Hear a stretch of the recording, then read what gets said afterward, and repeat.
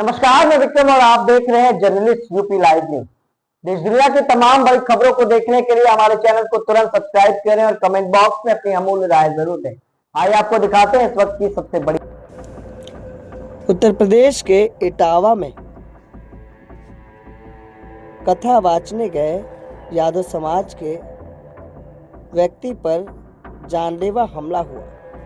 यहाँ तक उसे जाति सूचक गालियां दी गई। महिला के मूत्र से उसका सिर मंडवा दिया गया। इस मामले को लेकर आज समाजवादी पार्टी के प्रमुख अखिलेश यादव से मिलने पीड़ित कथावाचक संतराम यादव पहुंचा। अखिलेश यादव ने जमकर निशाना भी साधा। आइए आपको दिखाते हैं कि समाज में जो घटनाएं हो रही हैं, भारतीय जनता पार्टी उनका पॉलिटिकल लाभ लेने के लिए घटनाएं होने देना चाहती है। भारतीय जनता पार्टी, इनकी सरकार में बैठे लोग न्याय देने लगे और निष्पक्ष कार्रवाई करने लगे तो बहुत सारी घटनाएं होंगी नहीं, बहुत सारे गरीब लोगों को न्याय मिल जाएगा। इस सरकार का रवैया क्या है, इस सरकार का रास्ता क्या है? कई मौकों पर मैंने कहा यह सरकार हार्टलेस है, अनडेमोक्रेटिक है और हर वो काम अनकॉन्स्टिट्यूशनल उसको सपोर्ट करती है। बाबा साहब भीमराव अम्बेडकर जी का संविधान, उसकी प्रस्तावना, केवल प्रस्तावना के तहत ही अगर सरकार फैसला लेने लगे तो हमारे गरीब, गांव में रहने वाले लोग, पीडीए परिवार के लोग, दलित, पिछड़े, अल्पसंख्यक और जिनके साथ अन्याय हो रहा है उनको न्याय मिलने लगे, उनका सम्मान होने लगे। इस सरकार में बैठे लोग लगातार अन्याय करा रहे हैं। वो प्रभुत्ववादी लोग, वर्चस्ववादी लोग, प्रभुत्ववादी लोग लगातार पीडीए परिवार के लोगों को डरा रहे हैं, धमका रहे हैं, अपमानित कर रहे हैं। सोचने का सवाल यह है, भागवत कथा सबके लिए है, भागवत कथा सबके लिए है। जब सब सुन सकते हैं तो सब बोल क्यों नहीं सकते? भगवत कथा सबके लिए है, सब सुन सकते हैं तो सब बोल क्यों नहीं सकते? भगवत कथा भगवान कृष्ण से जुड़ी है। अगर सच्चे कृष्ण भक्तों को ही भगवत कथा कहने से रोका जाएगा, भागवत कथा तो भगवान कृष्ण से जुड़ी है।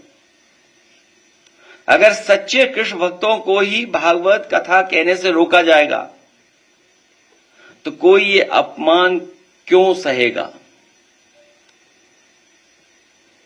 क्यों सहेगा कोई अपमान? कुछ लोग, वर्चस्ववादी लोग, प्रभुत्ववादी लोग कथा वाचन में अपना एकाधिकार बनाए रखना चाहते हैं। ये एकाधिकार छीने नहीं उनका, वर्चस्ववादी लोगों का एकाधिकार छीने नहीं। कथा वाचन को जिन्होंने भावना की जगह व्यवसाय बना लिया है, व्यवसाय बनाने वाले लोग, हमारे इटावा कथा वाचन पीडी अपमान कांड उन्हीं कुछ प्रभुत्ववादी और वर्चस्ववादी की वजह से घटित हुआ है। अगर पीड़ित समाज के इन लोगों को इतना ही परहेज है तो घोषित कर दें कि परंपरागत रूप से कथा कहने वाले वर्चस्ववादी पीडीएस समाज द्वारा दिया गया चढ़ावा, चंदा, दान, दक्षिणा कभी स्वीकार नहीं करेंगे।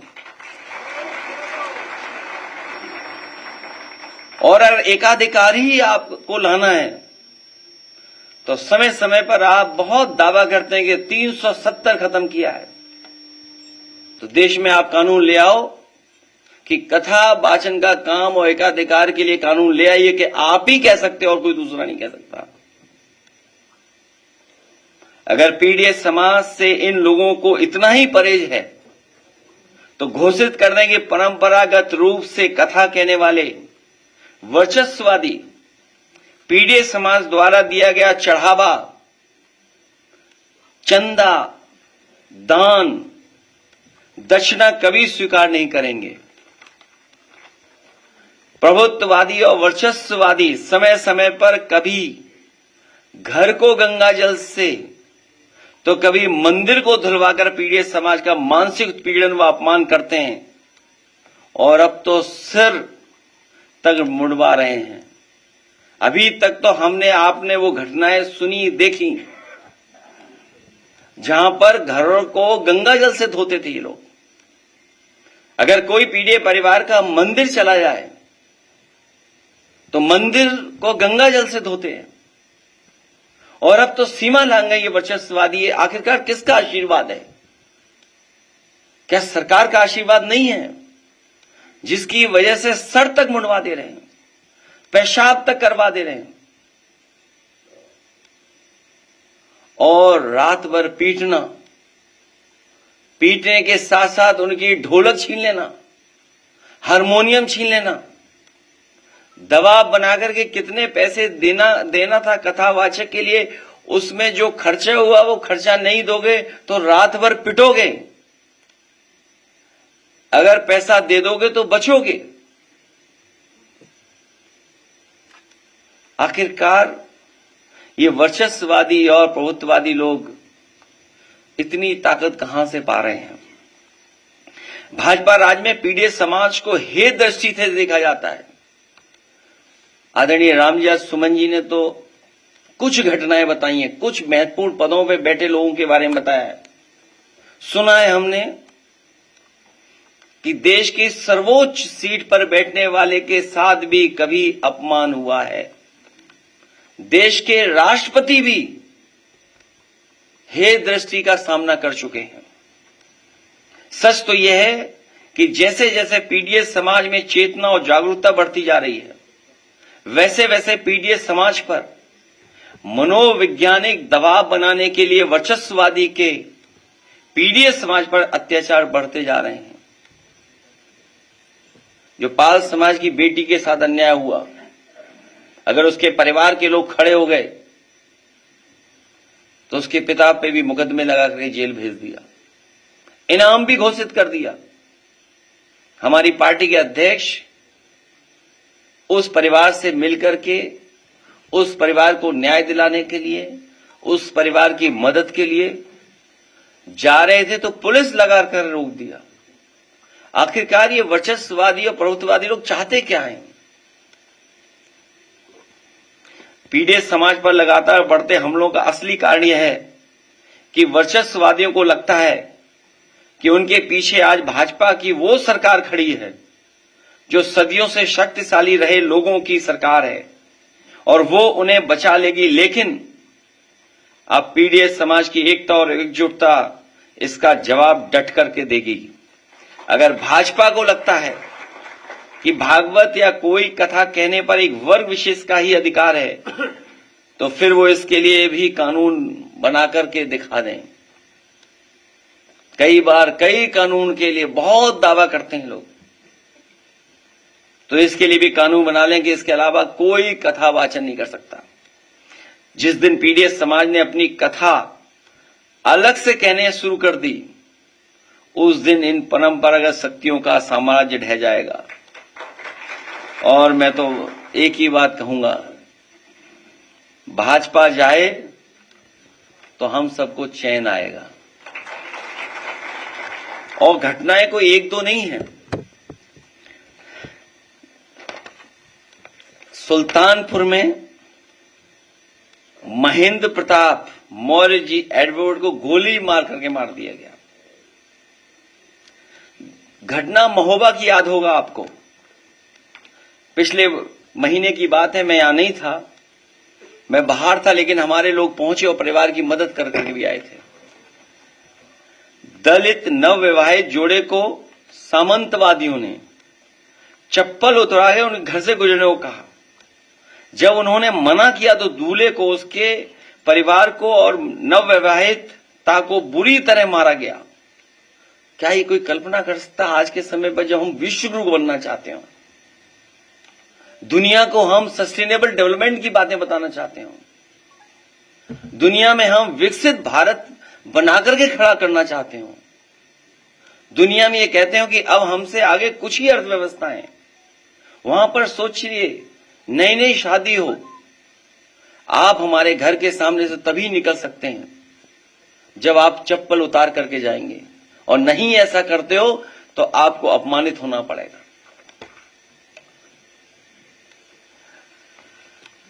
ईटा की घटना, जैतपुरा की अम्बेडकर जयंती पर शोभा यात्रा नहीं निकालने दी, दलित परिवार में शादी, बारात आई, बेटी की शादी में सत्ता समर्थकों ने बवाल किया, और फिर जब पुलिस आई तो पुलिस को न्याय देना था, न्याय नहीं दिया। जिनके साथ अपमान हो रहा था उन्हीं को पीटा पुलिस ने, सोचिए आप, उन्हीं को अपमानित किया पुलिस ने। और इटावा की घटना तो आपको पता ही है, और ये सब इसलिए हो रहा है कि 2500 लोग ही इसको, सरकार को चला रहे हैं। 2500 लोग पिछले 9 साल से, 20 साल से इधर उधर 2500 ही लोग खेल खेल रहे हैं। हम इन कथावाचकों का धन्यवाद देते हैं कि हमारे बुलाने पर आए हैं, और सरकार में बैठे लोग कुछ भी कर सकते हैं, कुछ भी कर सकते हैं। सरकार में बैठे लोग कुछ भी कर सकते हैं। नजर उतारने का तरीका तो हमने और आपने देखा ही।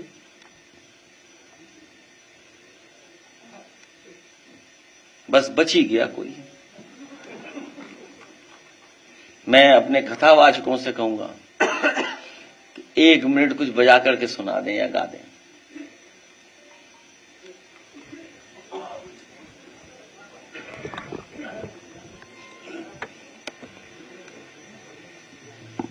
और इसमें एक जो साथी है, मैं तीनों के नाम ले दूं। मुकुटमणि, ये हैं मुख्य, इनके साथ रात भर अपमान किया इनका, इनकी चेन छीन ली, इनसे रुपया मंगाया गया कि जितने रुपए में आपको आना था उतने रुपए इनसे मंगाए, तब इन्हें छोड़ा गया। दूसरे संत सिंह, जिनका वीडियो हमने आपने सबने देखा कि किस तरीके से इनके सर से बाल निकाले गए और क्या क्या भाषा का इस्तेमाल किया, किस तरीके से इनको पवित्र करने के लिए जो गंगा जल की ये कहानी है, या हमारे धर्मों में उसको हम मान्यता देते हैं, तो सोचिए क्या इस्तेमाल किया गया। वो बातें जो हमें बताई मैं नहीं बोल सकता हूं कि कुछ पहनावा इसके ऊपर डाल करके कहा कि अब तुम पवित्र हो गए हो। और दूसरा हमारा साथी श्याम जी कठेरिया है, जो आंखों से नहीं देख सकता, इसकी ढोलक ही छीन ली। नई ढोलक मैंने दिलाई आज अभी। ये ढोलक वो है जो गांव में गई थी, वो नहीं है।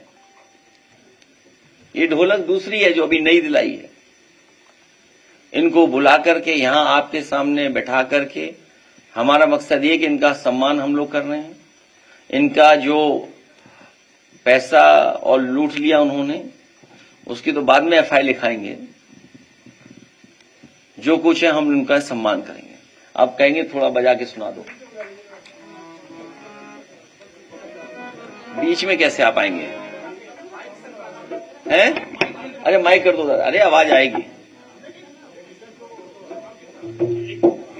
अरे हम दूसरे कथावाचक से कथा सुनेंगे भाई। तुम्हें नहीं पता कौन है कथा कहता है? कौन सा चैनल है, अखबार कौन सा, हम बता दें। हम दूसरे सुनेंगे।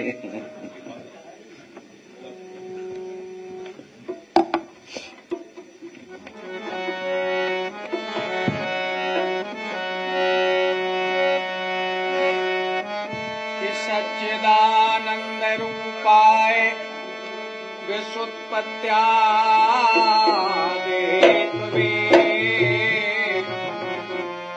तापत्रय विनाशाय श्री कृष्णाय वयं नमः। बोले सच्चिदानंद भगवान की।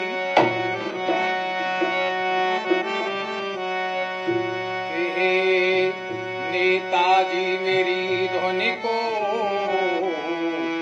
और सुनने का समय देना।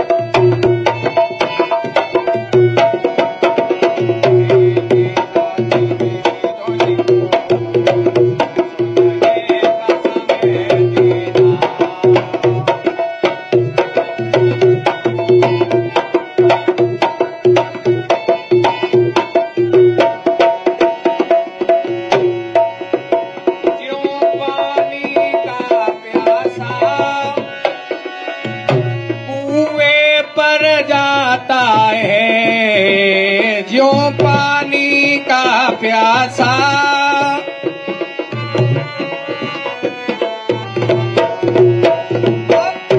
हे भवसागर मेरे, हे भवसागर मेरे, तुम प्यास बुझा देना।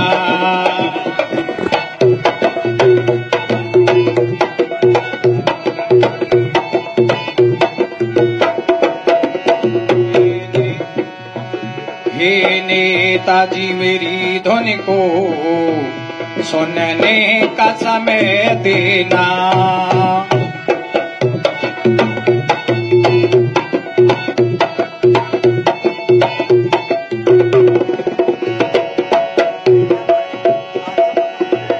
जब याद करूं मैं तुमको सतबुद्धि हमें देना। हे नेताजी मेरी ध्वनि को सुनने का समय देना।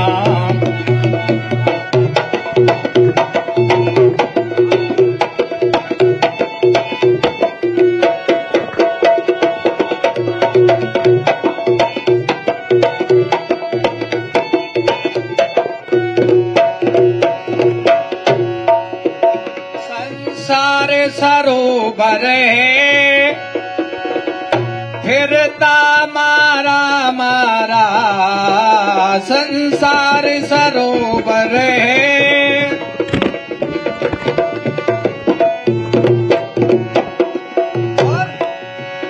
चरणों में पड़ी तुम्हारे, चरणों में पड़ी तुम्हारे, हमको न भुला देना।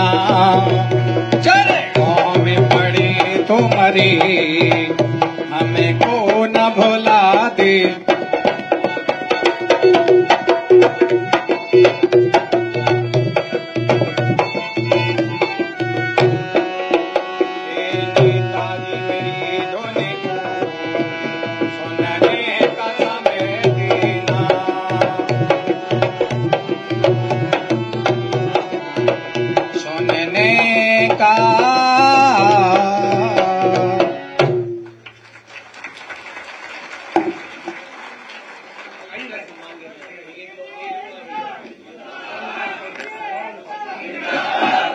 एक मिनट लाइए, शॉल का है। तीनों की मांग ये है कि इनका सामान जो रख लिया है घर वालों ने, जिस गांव में गए थे, वही इनका सामान वापस करें। आइए आइए, एक एक लाना, एक पीछे एक एक लाना।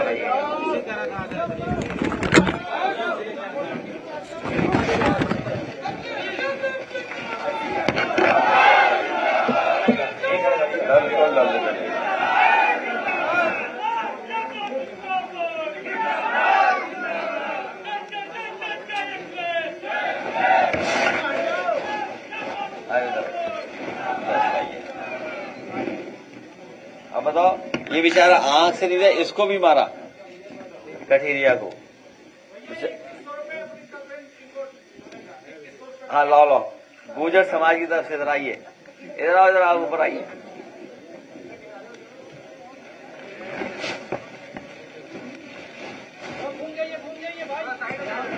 अब आप इधर आइए। एक मिनट देखिए, एक आप दे दो, एक आप दे दो। इधर आओ।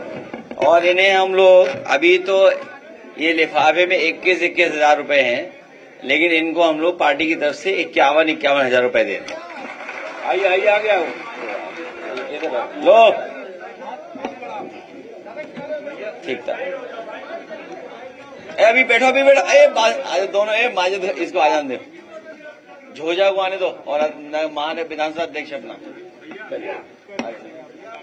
लीजिए। बेटा ये लो, गुर्जर समाज की तरफ से बैठा लो। बैठा, नहीं, वो तुम्हारे थोड़ी झगड़ा है, तुम्हारे नहीं झगड़ा है यार, वो अलग बात है। पावर की लड़ाई है। इन्हें दो, ये इधर दे, हमारे नेता पार्टी का, इधर किसी को दे दो, आप तीनों एक ही बात है। इधर दो, इसको आगे आ जा बेटा, बस उधर देख, घूम जाओ, आ जाओ, बस ठीक है। चलिए बहुत धन्यवाद। क्या नाम तुम्हारा? हाँ, ठीक है। अच्छा बैठो, नाम आप ही बोलो, आप बोल दो, दोनों के बोल दो। विधायक अभी जो प्रेस से बात हो जाने दो। राजभर समाज की तरफ से आदरणीय विधायक जी, एमएलसी का नाम दे दो।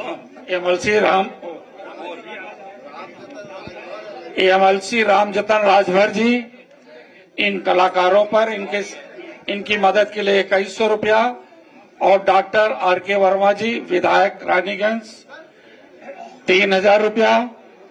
कई साथियों ने जो भी सहयोग किया है, अनमोल सिंह जी ने 2100 रुपया का सहयोग किया है। इन कथावाचकों को बहुत बहुत पार्टी की तरफ से धन्यवाद।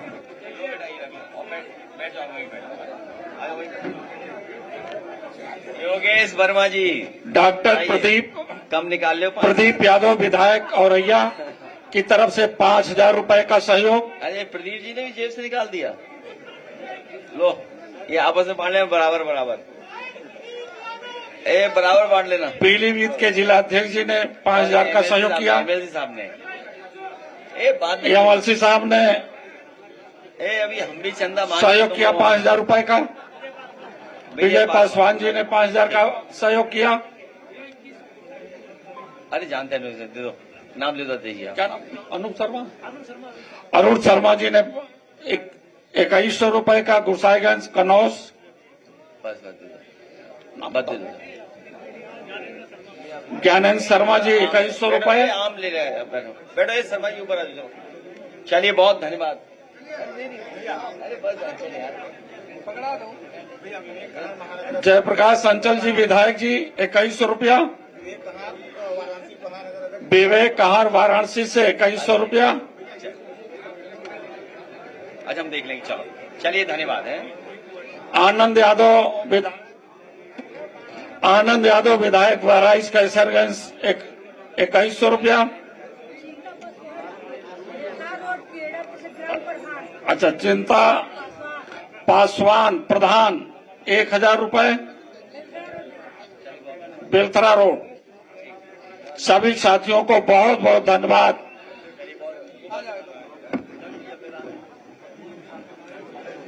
क्या तुम्हें कोई कथावाचक बनेगा? मधुबोध सिंह विधायक जी 3100 रुपए का। मनमोहन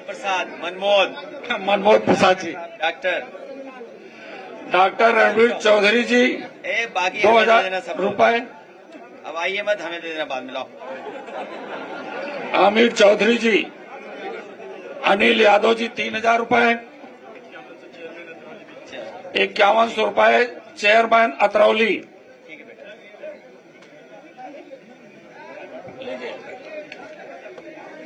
आने दो भाई, ये लखनऊ के नवाब है, आने दो। आने दो, आने दो, आने दो।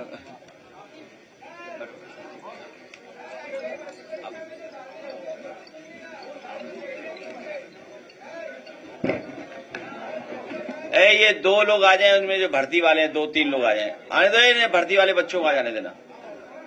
ये आज कथा, इधर से आओ, किसी तरफ से आ जाओ आप।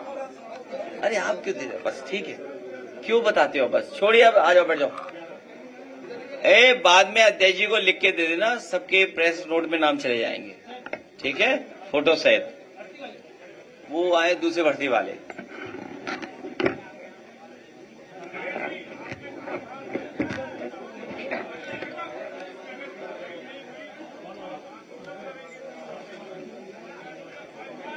इसके अलावा हम पे रास्ता क्या है? इसके अलावा हम पे रास्ता क्या है? अच्छा, इसके अलावा हम पे रास्ता क्या, ये बताइए। अगर आप लोग रुक जाओ, थोड़ा आवाज कम करो, तो कुछ प्रेस के लोग सवाल पूछ रहे। रुक जाइए, कागज बाद में ले लिए जाएंगे। रुक जाओ, सिक्योरिटी वालों दे दो कागज, ले ले कोई सिक्योरिटी वाला। हाँ, अब पूछो, क्या कार्रवाई हुई है भाई? उसके चैन थी, वो नहीं दी गई। बात ढोलक, हारमोनियम। और अपमान के लिए क्या है? अपमान के लिए क्या किया सरकार ने? अभी आपको नहीं पता, ये सरकार को इन पे मुकदमा दर्ज करा दे। आपको नहीं पता क्या? अभी मुकदमा दर्ज करा देगी सरकार इन पे, देखिएगा आप।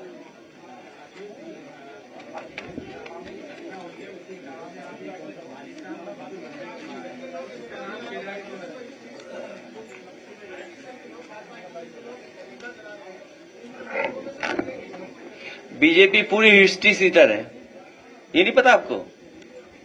पूरी पार्टी हिस्ट्री सीटर है। आप बताओ, कौन सी धारा वापस ली गई मुख्यमंत्री से? बताओ, मुख्यमंत्री ने अपनी धारा कौन सी वापस ली? बताओ, डिप्टी सीएम ने कौन सी धारा वापस ली अपनी? अरे भाई, पैसे देकर कुछ भी लिखवा दो किसी से मीडिया में, हम आपके बारे में कुछ लिखवा दें तब? ये कोई बात हुई? कोई भी लिखवाने लगेगा तो आखिरकार व्यवस्था को खराब किसने किया है? हम न्याय कहां मांगने जाएं? थाने में बताइए आप, पुलिस क्या कर रही है? कौशाम्बी का एक एग्जाम्पलरी है एक केस। पाल समाज की बिटिया के साथ घटना हुई, उसके पिता को जेल भेज दिया, इनाम घोषित कर दिया। क्या नहीं घोषित हुआ? बताओ आप भाई। जिसकी बेटी के साथ घटना हुई हो, उसी के पिता पर आरोप, उसी को जेल भेज दिया, उसी पे 25,000 रुपए का इनाम घोषित हो गया, और सरकार में बैठे लोग अपने केस वापस ले रहे हैं।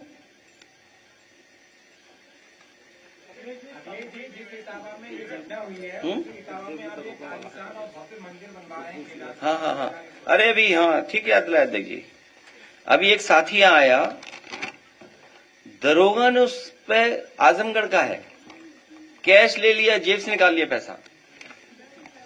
हाँ आजा बेटा यहाँ आजा, बताइए, दरोगा ने कैश ले लिया उस पे, जेब से पैसा कितना निकाल लिया बेटा? 24,000 रुपए निकाल लिया। बताओ, दरोगा ने 24,000 रुपए निकाल लिया। आप याद कीजिए दिल्ली की मुख्यमंत्री ने हमारे लिए क्या कहा, क्या कहा था दिल्ली की मुख्यमंत्री ने हमारे लिए? कौन कहलवा रहा था ये बात? हम आपको कहें आप लोग टोटी चोर होता? ये कोई बात हुई? कौन करवा रहा है? बीजेपी करवा रही है। ये है, देखो बताओ, गरीब लड़का, बताइए 24,000 रुपए ले लिए दरोगा ने इससे।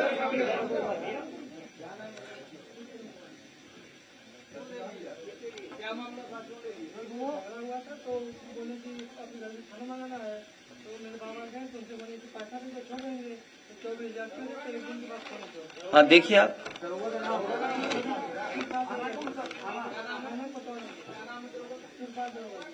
अरे दरोगा क्या, तुम्हें लखनऊ में पैसा चल रहा, दरोगा दरोगा कर रहे हो तुम यार। अरे तुम यार दरोगा के चक्कर में पड़े हो। दरोगा दे किसको रहा है? ठीक बेटा हम दिलवा देंगे, नहीं होगा 24,000 हम लोग देंगे और दरोगा से भी दिलवाएंगे तुम्हें, क्यों? सच बोलने के लिए। इधर इधर इधर आप सोचिए, आप दरोगा तो इकट्ठा करके दे रहा है किसी को, तुम कह रहे हो दरोगा नाम कौन है? मुख्यमंत्री नाम क्यों नहीं पूछते हो आप?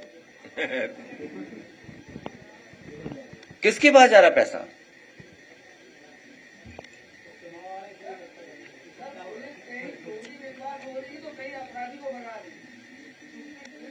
क्या ये बताइए आप, अभी एसडीएम पिटा विधायक से, और आप में से कुछ लोग हैं पत्रकार जो न्यूज बदल रहे हैं।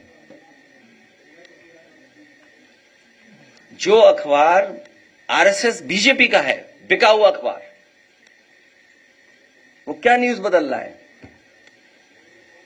आपको याद होगा अखबार का एक जमाने का, हालांकि उस तरफ मैं जाना नहीं चाहता था। याद है पोस्टर कैसे लगते थे लखनऊ में? न दलितों की बनी रानी, न यादव की कहानी। याद है आपको? याद कीजिए आप। क्या न दलितों की रानी, न यादवों की कहानी? ये सब भूल जाएंगे क्या हम लोग? बताओ, विधायक ने एसडीएम के थप्पड़ मारा, दरोगा के थप्पड़ मारा, और किस लिए? कि वो न्याय देना चाहता था, ओवरलोडिंग न हो इसलिए। केवल एक घटना है क्या? और घटनाएं नहीं है क्या? सुना एक एमएलसी पीटा गया था, कूटा गया था कमरे के अंदर, नहीं कूटा गया क्या?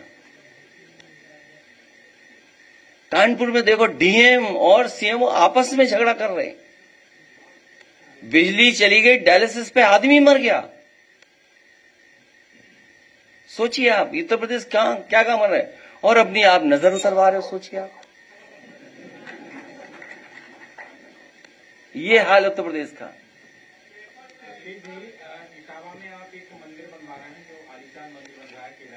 उसमें भी बीजेपी के लोग तिगड़म लगा रहे हैं। ये अभी आज का विषय नहीं है, आज तो केवल कथा का विषय है। डीएलएड के अभ्यर्थियों का जो अध्यक्षता कर रहे हैं रजत सिंह, वो लखनऊ में ज्ञापन, वो अलग विषय है। जेल भेज दिया। क्या चीज? रजत यादव लखनऊ में ज्ञापन देने आते हैं, डीएलएड की जो अध्यक्षता कर रहे थे उनको जेल भेज दिया। किस केस में? यहाँ पे ज्ञापन देने आए, उठा ले गए, उसको 3 दिन बाद रिहा किया गया। कल सोशल मीडिया पर काफी वायरल हुआ। अच्छा, मैंने जानकारी नहीं मुझे,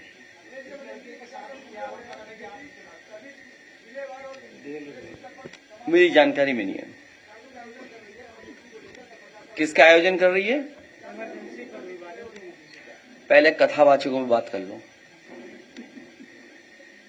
कि भाई कथावाचक के लिए क्या एक्ट लाएंगे, कानून लाएंगे? केवल वही गा सकते हैं भाई, सुन सब सकते हैं, गा कह नहीं सकते हैं आप।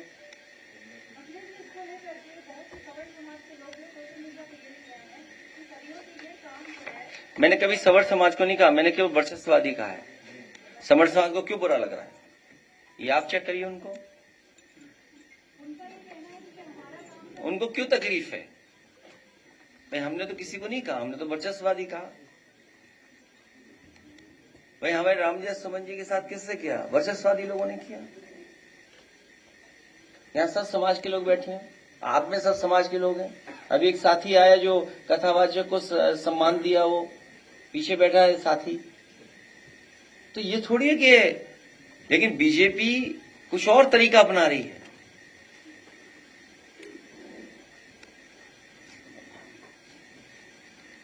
अभी आपने जो यहाँ किया ये मस्जिद है, ये तमाम लोगों को क्या ये अभी ये पीडीए लोगों ने अगर कथा वाचना शुरू किया तो इस तरह का हाल हुआ इसका, जो लगातार पीडीए समाज वोट डालने जा रहा है, कथा बांचने नहीं जा रहा है।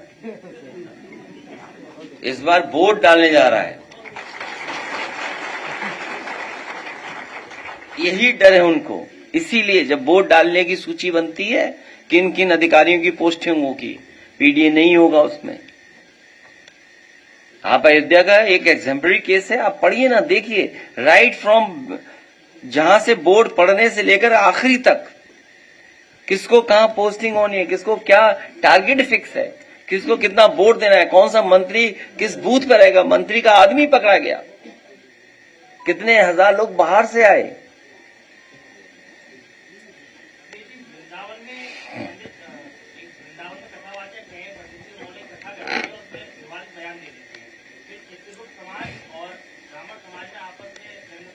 वो मुझे जानकारी नहीं है, लेकिन इतना पता है मुझे, मथुरा वृंदावन में भी जमीन बहुत बीजेपी के लोगों ने कब्जा की है, इतनी कब्जा की है।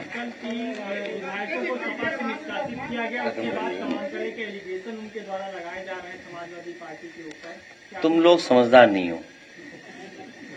वो अरे रुक जाओ ना, एक मिनट रुक जाओ ना, यहीं खत्म कर देंगे आखिरी यहीं पर। उसमें एक टेक्निकल इशू आ रहा था, वो मंत्री नहीं बन पा रहे थे। उनको ये कह के टाला जा रहा था कि अभी आप समाजवादी पार्टी के हैं और अगर आप मंत्री बनाए जाएंगे तो आपको अपनी सदस्यता छोड़नी पड़ेगी, चुनाव दोबारा होगा, बाई इलेक्शन होगा। तो आप समझिए उनका टेक्निकल इशू मैंने खत्म कर दिया, अब वो मंत्री बन सकते हैं। अब आप पूछोगे कि 3 निकाले और क्यों नहीं निकाले? मंत्री सबको बनना था, सबको आश्वासन था। पैकेज क्या मिला उस पर मैं चर्चा नहीं करना चाहता हूं। किसी के नाम में ही पैकेज हो तो सोचो कितना पैकेज देगा। सेठ, जो सेठ हो उस पर कुछ भी हो सकता है, तो पैकेज नाम में ही पैकेज है, तो सोचो कितना बड़ा पैकेज मिल सकता है किसी को। तो जो टेक्निकल इशू था वो रिजॉल्व किया है कि अब मंत्री बन सकते हैं। जब ये 3 मंत्री बन जाएंगे तो बाकियों का भी टेक्निकल वो हम रिजॉल्व कर देंगे। तो ये मंत्री बनने के लिए मैंने उन्हें पार्टी से निकाला है, हम सबने तय करके। हमारी राय है, सब लोगों की राय बनी कि इन्हें मंत्री बनने दिया जाए, इसलिए हम लोग निकाल दिया। अब बीजेपी की जिम्मेदारी है कि इन्हें जल्दी मंत्री बनाए, तो बाकी लोगों को हम भी हटा दें तो वो भी मंत्री बन जाए। आप समझ गए टेक्निकल। धन्यवाद। हैं? क्या चीज? अरे हमारा घर ही धो दिया था गंगा जल से, इसीलिए गंगा स्नान कराया। गंगा जल कहां से धोएंगे ये लोग जाके?